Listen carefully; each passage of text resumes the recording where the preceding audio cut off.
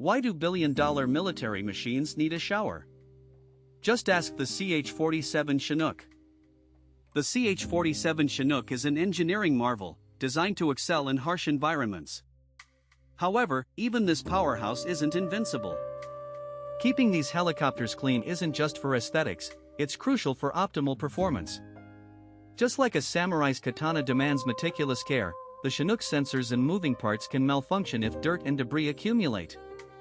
After all, downtime at the wrong moment could flip mission success on its head, much like a bad vector in a tight economic market disrupts entire supply chains.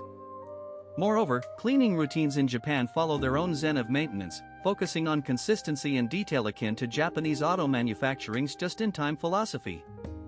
The military's version of this could be called just-in-flight maintenance. In an era where autonomous systems and AI promise self-maintenance, the CH-47 hints at a paradox: the human hand remains irreplaceable. This meticulous care reminds us that while defense tech constantly evolves, merging human mindfulness with machine precision could be the understated secret driving both clean helicopters and cutting-edge autonomous systems.